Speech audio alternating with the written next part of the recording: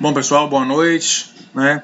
Dando continuidade à nossa disciplina, né, de saúde coletiva, aonde já foi abordados vários temas, né, voltados à nossa saúde pública. E hoje nós iremos falar de doenças crônicas não transmissíveis, tá? Vamos ver doenças que se adquire, né, que não é transmissível, que não passa para outra pessoa. É chamado de DCNT, doenças crônicas não transmissíveis. Para se ter uma estratégia realmente eficaz de prevenção e promoção da saúde, antes de tudo é preciso saber quais são os principais fatores de risco para o desenvolvimento de doenças crônicas não transmissíveis na população atendida pela sua operadora. Mapear o perfil epidemiológico dos seus beneficiários e acompanhar a prevalência desses fatores de risco é fundamental para reduzir o avanço das doenças crônicas degenerativas. De acordo com a prevalência de cada fator em grupo populacionais específico, os gestores das áreas de medicina preventiva e atenção primária pode intervir criando ações e programas para reduzir a exposição dessas pessoas ao risco de desenvolver doenças crônicas não transmissíveis. As DCNTs são multifatores, ou seja, determinadas por diversos fatores, sejam eles sociais ou individuais. Elas se desenvolvem no decorrer da vida e são de longa duração.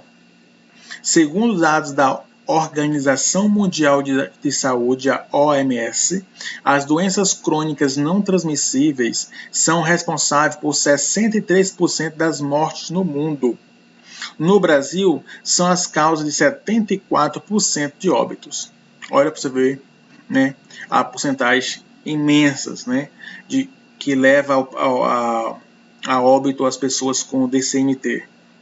Apesar dessas realidades, a maioria das doenças crônicas pode ser prevenidas ou controladas, possibilitando viver com qualidade. Para isso, é preciso, em primeiro lugar, conhecer a doença e, em segundo, tratá-la de forma correta, completa e contínua. Como o nome mesmo diz, doença crônica, né? Não é nada agudo, é algo que já ficou crônico. Algumas delas têm como tratar, se curar. Outras têm como ser paliativo, diminuir a gravidade. As principais DCNTs são doenças cardiovasculares, né, doença que atinge o coração e os vasos, né, como placas de gordura, ateroma, né, colesterol ruim, né, triglicerídeo, tá?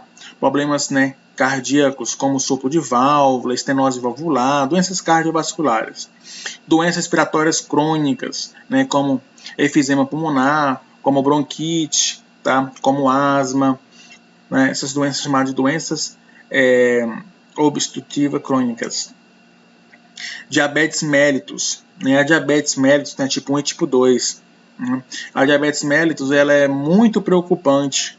São doenças que dão a diabetes tipo 2, por exemplo, na comorbidade, né, através de sedentarismo, obesidade, queria explicar mais na frente. E neoplasias, né, que são cânceres, possui 4 fatores de risco em comum. Vale salientar que esses fatores de risco são modificáveis. Aqui tem, né, algumas alterações das DSNTs, né? O que faz adquirir uma doença crônica não transmissível? Né? O tabagismo é uma das causas com maior índice de causas de doenças cardiovasculares, como ateromas, infarto agudo do miocárdio, tá? Tudo isso é graças ao tabagismo, tá? Tabaco. Alimentação não saudável, né? Uma alimentação não saudável, com aumento de sódio, por exemplo, pode estar causando aí uma hipertensão severa no paciente, o paciente ficando hipertenso por anos, tá? Através da má alimentação, ou uma alimentação também à base de gordura saturada, ou seja, aumenta os níveis de ateroma, aumenta as chances de acontecer um infarto agudo do miocárdio, provocando aí doenças cardiovasculares no paciente. né? Atividade física insuficiente, ou seja, o sedentarismo, né, vai fazer com que venha a praticar isso. Se você não pratica esporte, você não pratica nenhuma atividade física, não se movimenta, é sedentário, você pode adquirir facilmente uma diabetes e uma hipertensão, tá? Teu sangue não circula perfeitamente, tá? Então os seus batimentos estão devagar, então você vai começar a cometer doenças chamadas doenças comórbidas, que são adquiridas através dessas 4 quesitos: tabaco, a má alimentação, falta de atividade física e o uso do álcool, né?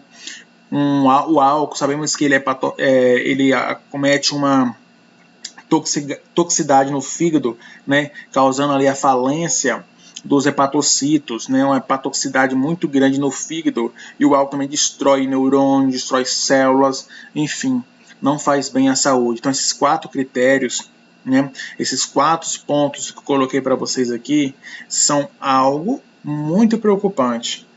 É algo que vai provocar DCNT.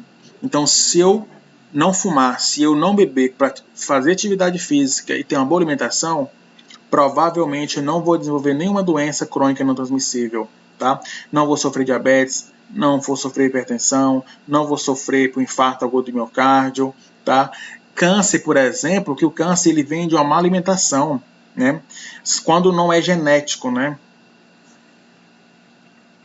No âmbito do Ministério da Saúde, a vigilância epidemiológica de DCNT é responsabilidade da Coordenação Geral de Vigilância de Doenças e Agravos não transmissíveis e promoção da saúde do Departamento de Vigilância de Doenças e Agravos não transmissíveis e promoção da saúde, Secretaria de Vigilância em Saúde. Essas vigilâncias se configuram como um conjunto de ações e processos que permitam conhecer a ocorrência, a magnitude e a distribuição das DCNT e de seus principais fatores de risco no país, bem como identificar os seus determinantes e condicionantes econômicos, sociais e ambientais. Além disso, uma das ações de vigilância da DCNT é caracterizar a tendência temporal das DCNT. Essas ações são fundamentais para o planejamento, o monitoramento e avaliação das ações de cuidado integral e das políticas públicas de prevenção e controle das DCNT no Brasil.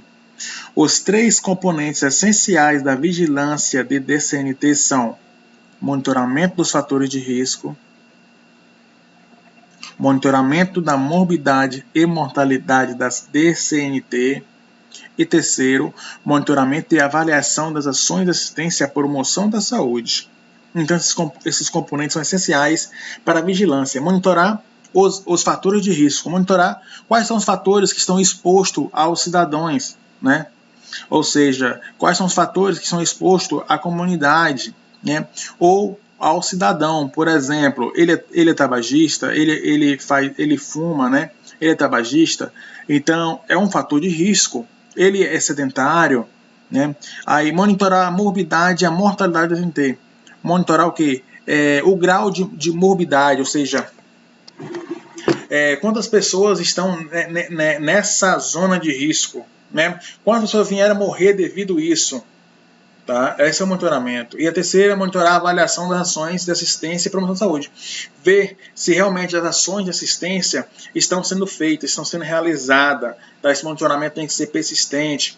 O agente de saúde comunitário ele pode fazer isso quando ele vai na casa do paciente uma vez por mês. Ele pode muito bem estar avaliando o paciente, vendo a sua alimentação, o que se come, o que se faz, ver as rotinas dele, tudo, e descrever para a vigilância, para ter um monitoramento correto de o que está sendo feito, se o paciente precisa de um monitoramento mais severo, se ele é de risco, se ele é um fator de risco.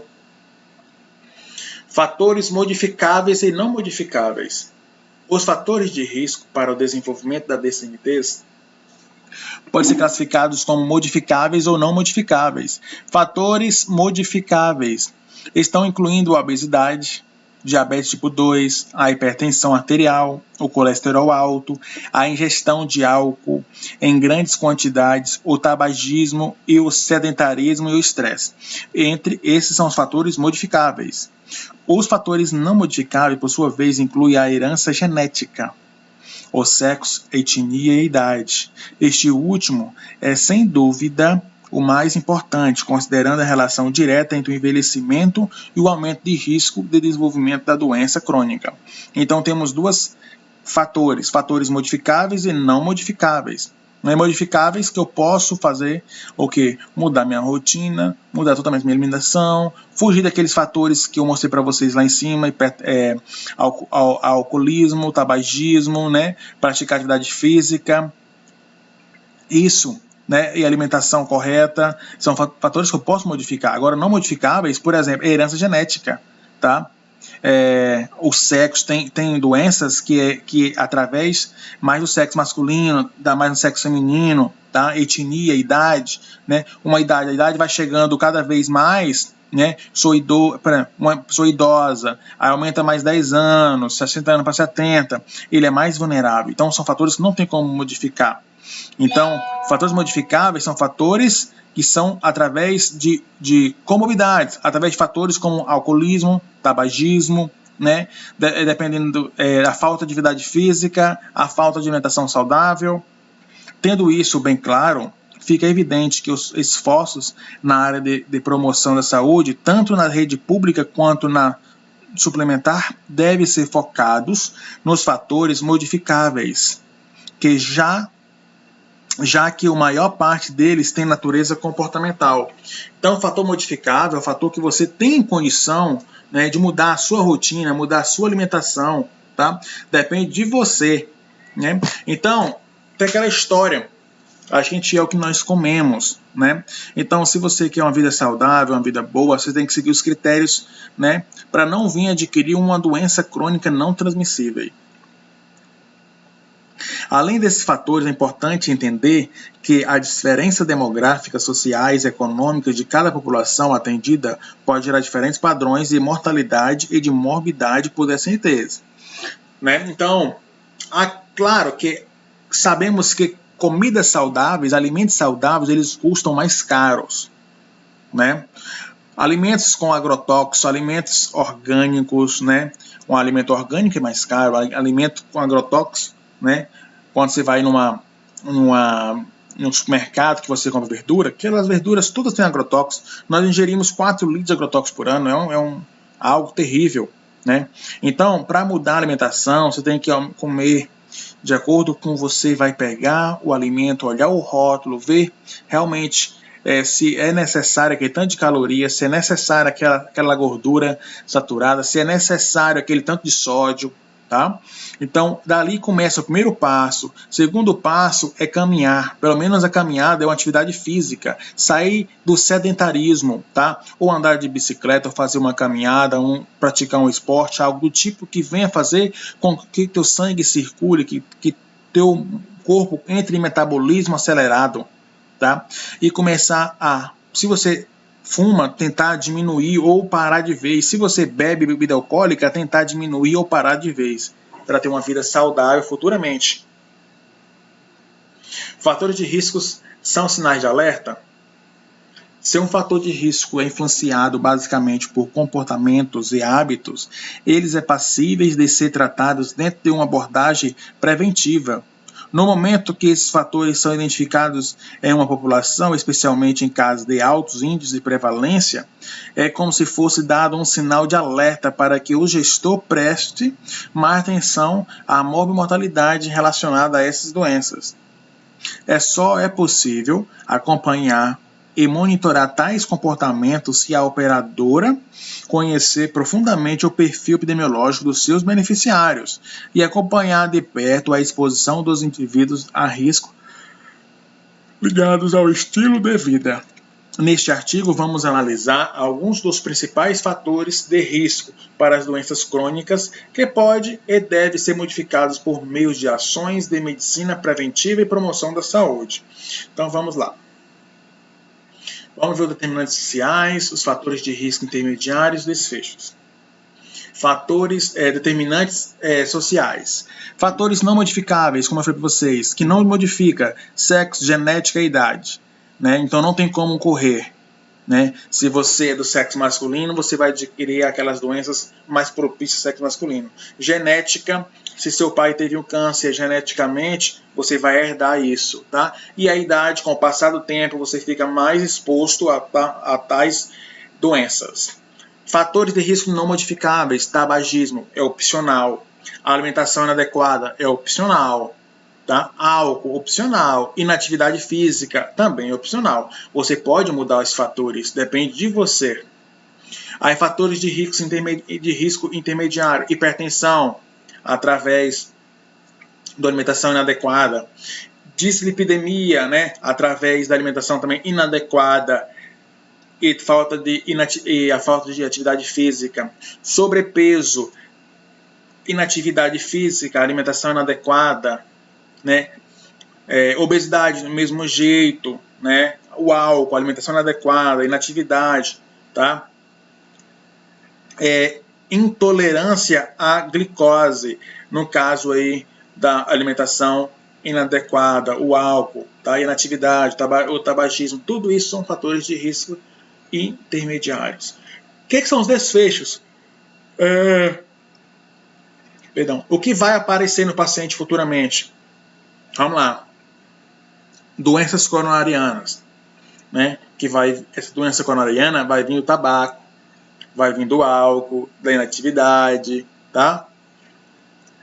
Doenças cerebrovasculares. Ela está vindo aí da hipertensão, que está vindo do tabaco, da má alimentação.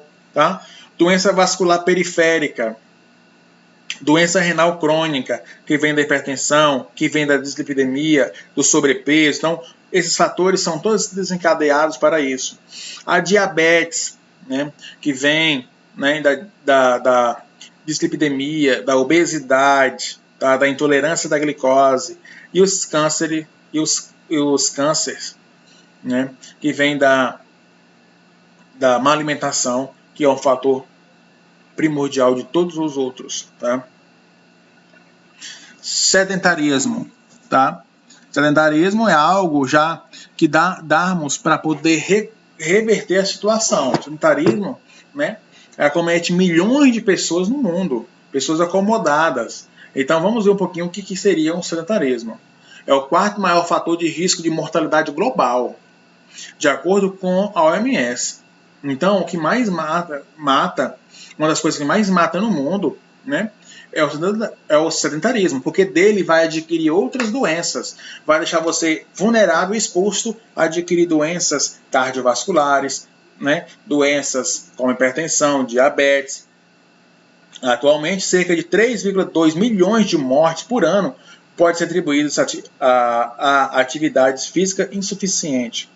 Então, pessoal, uma caminhada ela não emagrece. A caminhada não emagrece, mas a caminhada ela ajuda a circular o sangue. Pelo menos 20 minutos de uma boa caminhada vai lhe ajudar. Tá? Andar de bicicleta, melhor ainda. Uma natação, ótimo, perfeito. Tá? Sendo assim, para evitar o desenvolvimento de doenças crônicas e reduzir os riscos trazidos pelo envelhecimento, né, a OMS recomenda que uma pessoa adulta pratique ao menos 150 minutos de atividade física moderada ou 75 minutos de atividade intensa por semana. Olha, dá para fazer isso aí, entendeu? Não é muita coisa não. 75 minutos de atividades intensa por semana, tá? Ou 150 minutos de atividade física moderada. Se você colocar esses 150 minutos aí em 10 dias, vai ser 15 minutinhos por dia, em 10 dias, né? Então, não é muita coisa não. Tá? Em uma semana vai dar aí mais ou menos 20 minutos, 25 minutos estourando. Então, é suficiente. Temos que sair do sedentarismo, temos que andar. Ainda mais essa quarentena que está aí. Todo mundo em casa, vamos fazer alguma coisa de casa, pular corda, fazer algum tipo de brincadeira que faz você derramar calorias, que seu corpo venha a praticar alguma coisa, né, que venha fazer aumentar o metabolismo e acelerar isso. No caso de adolescentes, o tempo recomendado é de 300 minutos semanais de atividades leve ou moderada. ou 150 minutos de atividades intensa. Em 2018, recente, 2 anos atrás, um estudo da entidade apontou que 47% dos brasileiros têm hábitos sedentários. Olha, quase a metade dos brasileiros são sedentários. Têm hábitos de ficar acomodados, só sem fazer nada. Tem muitos empregos, muitas profissões que deixam a pessoa muito comóbito, sentado, trabalha em casa, sem escritório, algo que você não pratique nada de atividade física, que você não venha derramar nenhuma caloria, nem caminhar você caminha. Então é muito preocupante isso. A pesquisa verificou que a taxa da inatividade física entre a população adulta no país cresceu 15% de 2002 a 2016 e continua subindo a cada ano. Lembra que Bolsonaro fez um decreto semana passada liberando academias, liberando também salão de beleza, algumas coisas, Muita gente julga assim, libera academia. Pessoal, gente, tem muita gente sedentária, tem muita gente que usa academia para fazer isso, tá? Então a academia vai lhe ajudar nessa quarentena, sair um pouco dentro de casa. Essa academia vai lhe ajudar também a praticar atividade física, queimar uma caloria, para você não vir alguns meses ou alguns anos na frente sofrer de uma doença crônica não transmissível. Tabagismo. Apesar de estar diminuindo a cada ano, graças a Deus, o hábito de fumar ainda mata 428 pessoas por dia no Brasil. É pouco, gente? Imagina? Ou é muito? Eu acho um exagero. Muita gente morre por causa do fumo. 428 pessoas por dia morrem no Brasil. Só por fumo. Imagine. Em decorrência de doenças causadas por tabaco. No total, são 156 mil óbitos por ano, ou equivale a 12,6% de todas as mortes ocorridas no país. Não é brincadeira? Os dados são de 2015 e fazem parte de um amplo estudo realizado em um conjunto pelo Instituto Nacional de Câncer, o INCA, e a Fundação Oswaldo Cruz. Certo? Então não tem por que ser mentira, é um estudo aprofundado, não é uma estatística. E o Instituto de Efetividade Clínica e Sanitária da Argentina, que avaliou os impactos do tabagismo em 12 países latino-americanos. O hábito de fumar é um fator de risco para quase 50 doenças diferentes, sendo responsável por 90% dos casos de câncer de pulmão e 25% dos casos de doenças vasculares. Olha, uma pessoa que fuma percebe que 90% dos cânceres de pulmão é do fumo. Então 10% pode ser que não seja, mas é muito difícil. Tô com câncer no pulmão, pode ver se não é fumante. É raramente a pessoa não ser fumante. E outra coisa, 25% de doenças cardiovasculares. Então, se o camarada deu um infarto, 25% daquele infarto foi 25%, ou seja, um quarto, foi através do tabaco. Tá? Os outros % vai vir o quê? Vai vir má alimentação, o outro mais 25%, digamos, vai vir da obesidade, o outro do álcool. Tá? Então 25% aí, só 25% é direto ao tabaco. Gente, o tabaco ele tem mais de 4.000 substâncias tóxicas. 4.000 substâncias tóxicas. Das 4.200 são cancerígenas. A nicotina ela tem um produto que faz com que, ao inalar, ela cai na corrente sanguínea e começa a criar um visgo. É como se fosse assim, ela começa a pregar nas paredes dos vasos, fazendo com que acumule uma obstrução. Por isso que 25% causa infarto. Em outros casos de câncer, leucemia, câncer de boca, de faringe, de laringe, de esôfago, de pâncreas, de estômago, de rim, de fígado, de bexiga, de colo de útero, estima-se que 30% dos óbitos sejam decorrentes do consumo de tabaco. Então, aqueles cânceres também de útero, de bexiga, de fígado, 30% daqueles cânceres foi devido ao fumo. Além de ser um dos principais fatores de risco para doenças crônicas, o tabagismo ainda impõe um alto custo financeiro para a sociedade. Não é barato, né? E causa dependência. Segundo o estudo, o consumo de tabaco no Brasil causa um prejuízo de 56,9 bilhões por ano. Isso equivale a 1% do PIB nacional. Obesidade. Obesidade, muitos médicos, né, consideram a obesidade como doença. A obesidade não é algo que você está gordo, sobrepeso ali, ou algo mesmo assim exagerado que você queira. É considerado uma doença que tem que se tratar. Tá? Na minha opinião, como médico, e na opinião de vários outros médicos, ainda mais médicos gastros, né, consideramos a obesidade não só um fator, mas sim uma doença e tem que ser tratada. Tá? É uma doença, sim. Em cada 5 brasileiros enfrenta hoje problemas com excesso de peso. E o que indica os dados mais recentes da pesquisa, Vigitel, que aponta um crescimento de 67,8% do índice de obesidade no Brasil entre 2006 a 2018. Ó, 2006 para 2018, cresceu 67,8%, considerada uma epidemia mundial pelo OMS. Tá? Podemos dizer que a obesidade seria uma pandemia.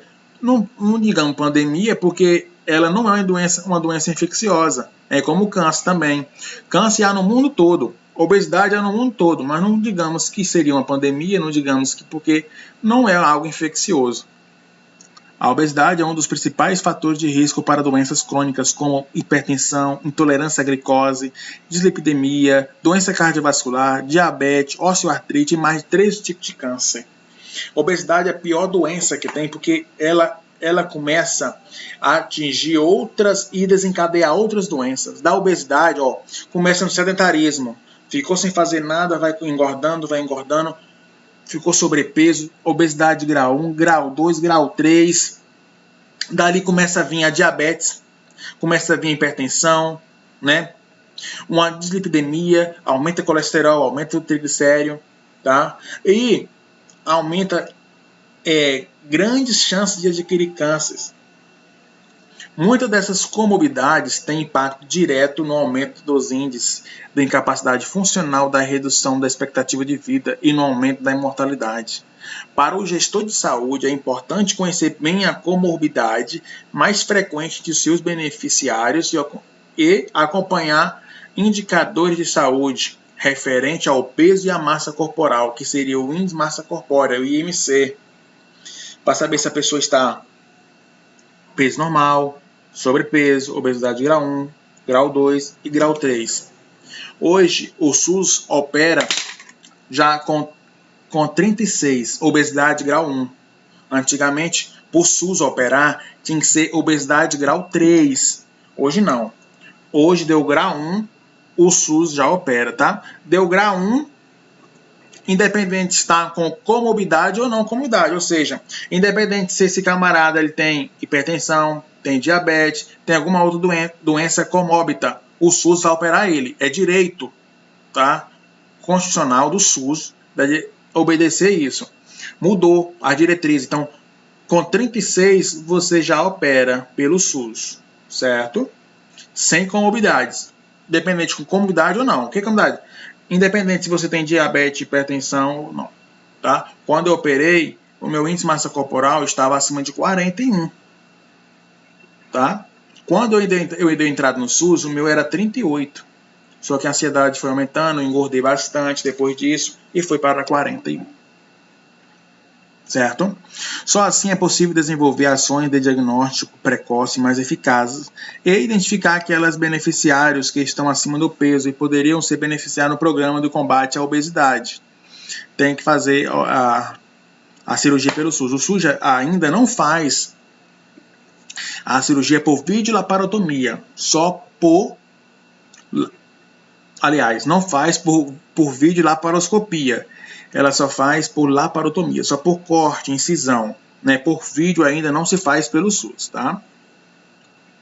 Hipertensão. Além de ser Além de ser uma patologia crônica por si só, a hipertensão arterial sistêmica é um fator de risco preponderante para doenças cardíacas e outros males do aparelho circulatório, como o AVC, além da diabetes e doenças renais. Praticamente 1 em cada 4 brasileiros sofre, ou seja, 24,7% vive hoje com o diagnóstico de hipertensão, segundo os dados de pesquisa Vigitel de 2018. Todos os dias, aproximadamente 388 brasileiros morrem devido a complicações decorrentes de um quadro de hipertensão. São 16 mortes por hora. Em média, sendo 37% dos óbitos ocorrem precocemente antes dos 70 anos. Então, hipertensão é algo que mata muito, tá, pessoal? De acordo com a pesquisa, os idosos são os mais afetados pela hipertensão. Entre aqueles que com mais de 65 anos, sofrem 60,9%, sabe que são hipertensos.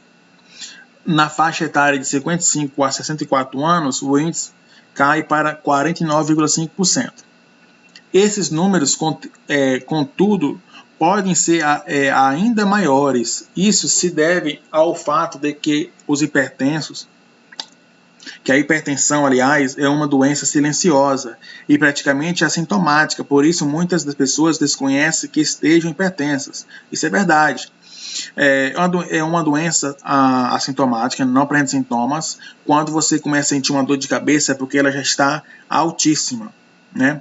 Algumas pessoas podem apresentar tontura, cefaleia, cansaço fácil ou alterações visuais, mas a grande maioria dos pacientes passa a vida com esses sintomas inespecíficos e só diagnosticar depois dos 55 anos de idade.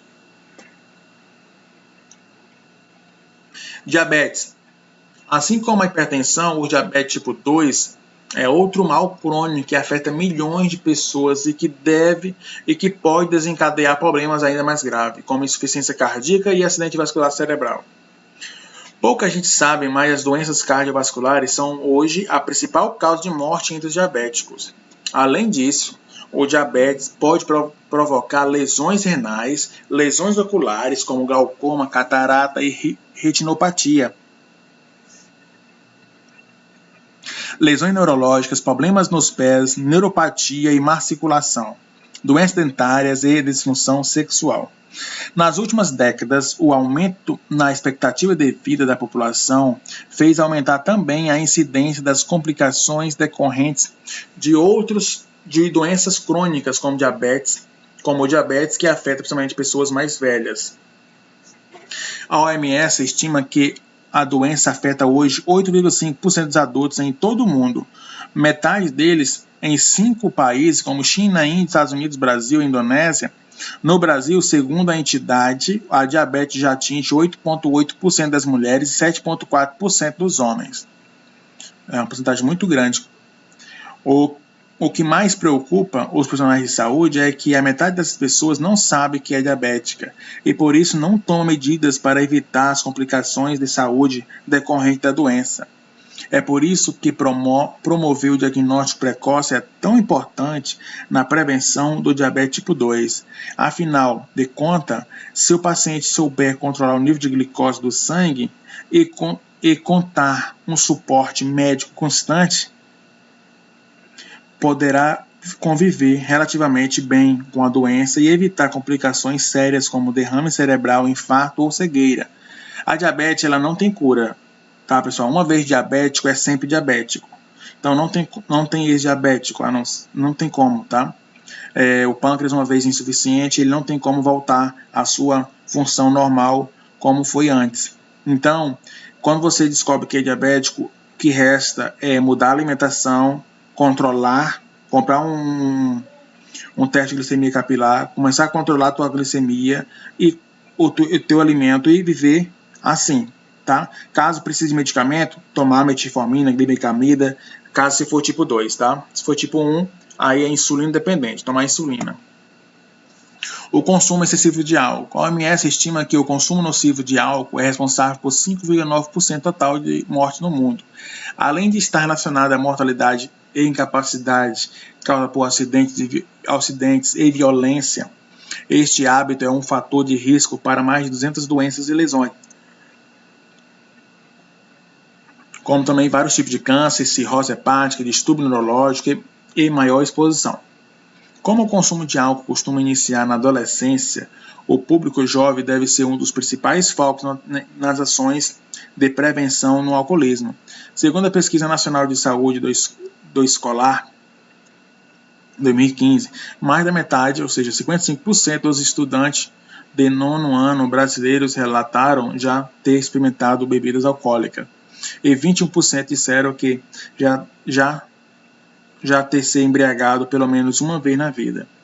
Entre adultos considerados ser consumo abusivo, ingerir em média única ocasião 4 ou mais doses de bebidas alcoólicas, no caso de mulheres, e 5 ou mais doses para homens. De acordo com a pesquisa Vigitel, em 2017, o comportamento do consumo abusivo foi relatado que 19,1% dos adultos residentes nas capitais brasileiras, a frequência maior foi registrada entre homens, com 27%, enquanto em mulheres o percentual ficou entre 12%. Então, o consumo de álcool, além de causar acidentes de trânsito, mortes através de violência, como cirrose, tipo de câncer, doenças, distúrbios neurológicos, ele vem fazer enfraquecer o teu corpo, a tua célula e causar ali futuramente uma desordem no teu organismo. A alimentação inadequada.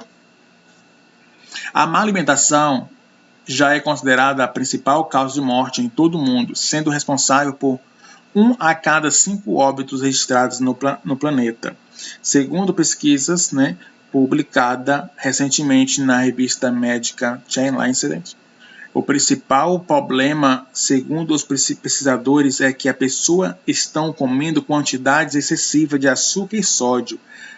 Açúcar, diabetes, sódio, hipertensão, enquanto consomem cereais, grãos, frutas e legumes em quantidades insuficientes, poucas.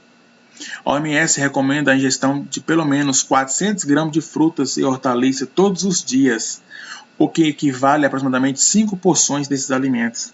Mas, segundo as pesquisas Vigitel, 80% da população brasileira adulta não consome essas quantidades, que seria essencial para o corpo. Outra questão importante é o consumo regular de refrigerante, em 5 ou mais dias da semana. Dados de 2017 da Vigitel mostram que 14% dos adultos entrevistados relataram este padrão de consumo. Quase todos os dias, ou seja, 5 dias da semana, refrigerante. Outros aspectos importantes é a má alimentação na adolescência, um período fundamental para formar e manter hábitos alimentares saudáveis. Segundo os dados da pesquisa, 41% dos estudantes do 9º ano consomem regularmente guloseimas como doce, balas, chocolate, chicletes, bombons ou pirulitos. 26% consomem refrigerante e 31% consomem alimentos ultraprocessados com alto teor de sódio, como hambúrguer, embutidos, macarrão, instantâneo, salgadinhos e pacote. Entre a população infantil, os hábitos alimentares também têm deixado a desejar. A Pesquisa Nacional de Saúde de 2013 entrevistou os países de crianças de menores de 2 anos e apontou que 80% delas tinham comido biscoito, bolachas ou bolos nas 24 horas anteriores à entrevista, enquanto o consumo de refrigerante ou suco artificial chegou a 32%. Olha para você ver, a má alimentação, ou melhor dizendo, uma alimentação inadequada pode causar futuramente complicações severas no paciente. Aqui as DCMTs mais comuns, A DEPOC são chamadas de doenças pulmonar obstrutiva crônica, onde está a bronquite, a embolia pulmonar. A asma é um tipo de doença crônica, rinite, sinusite, são doenças que não têm cura. Você toma medicamento só para paliar. Câncer, O câncer, na maioria das vezes, não tem cura, chega a uns 10% ter cura. Diabetes, uma doença que não tem cura. Hipertensão, tem como se tratar, tá? Vai depender muito da pessoa. Tem como diminuindo o peso, ou seja, saindo da obesidade, mudando a alimentação, você tem como ficar livre da hipertensão. Doenças metabólicas, como obesidade e uma dislipidemia, Ou seja, a obesidade vai fazer e a dislipidemia são juntas. É difícil um obeso não ter colesterol e nem triglicerídeos, não é verdade? Aqui, diabéticos, hipertensos, asmáticos, né? Câncer, doença pulmonar obstrutiva crônica, obesidade, o LDL, o HDL, sempre aumentar o bom colesterol e diminuir o colesterol ruim. O colesterol ruim é chamado de LDL, o bom é HDL. Dislipidemia, né? Alterações na concentração de anormais de gordura, né? Ou seja, de graxas no sangue. Aí vem fatores de risco, obesidade, antecedentes familiares, sintomas aqui, que são a dislipidemia, a triglicerídeo, tem que estar menor a 150, o colesterol tem que estar menor a 200, o HDL, né, tem que estar entre 40 a 60, né, e o LDL tem que estar menor de 100, que é o colesterol ruim. Aqui os sintomas de rinite, tá? A inflamação da mucosa do nariz, muito espirro, muita coriza, coça bastante, tá? Quando a imunidade cai ou quando você é submetido a algum tipo de alergia, você vai provocar a rinite. A sinusite se trata com antibióticos, né?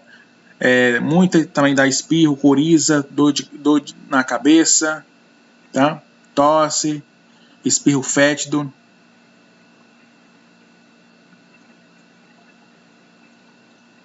E aqui terminamos.